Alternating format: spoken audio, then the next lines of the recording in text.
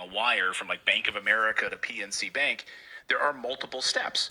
Each bank needs to verify that you are in fact sending the money. They need to basically send a request. So now tokenization and CBDCs would wire money that can do this in one step, one verification process instead of 10 steps. So it sounds great. That's how they will sell it to us. It's easy. It's faster. But what if government controls the blockchain? And what if the main currency is a central bank digital currency run by the Fed? And you want to use Bitcoin? You want to use Dogecoin? You want to use cash? Sorry, that's outlawed now.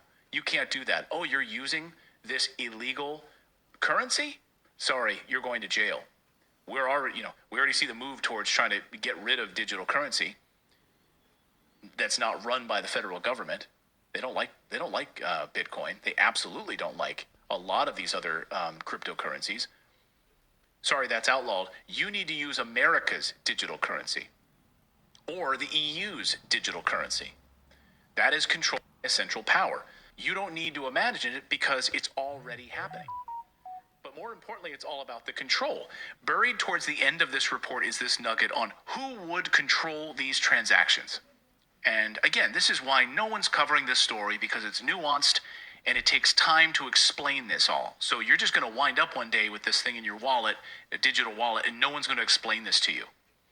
In this report, buried deep in this, like 40 pages deep, I stumbled across this. The governance section of a unified ledger could follow existing arrangements whereby central banks and regulated private participants take part in governance under established rules. For example, when money and payments are involved in a ledger, the central bank will necessarily play a role as the provider of the ultimate settlement asset.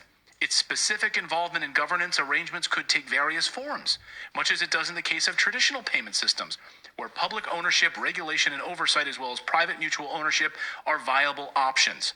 So, in other words, the Fed will play a necessary role as the provider and the ultimate settlement decider in these transactions. So the central bank, of course, will control these transactions. And it means that it represents trillions of dollars in potential transactions of these governments. They stand to make a lot of money. And according to the report released just recently by the Global Financial Markets Association, this is the Boston Consulting Group and others, estimate as part of this report, look here on your screen, the value of tokenized illiquid assets will increase from roughly $0.3 trillion in 2022 to $16 trillion in transactions by 2030. That in 7 more years, we will jump up by almost $15.5 trillion in additional settlements. Richard Werner is an economist who is a World Economic Forum insider. Think of him as a whistleblower against these globalists.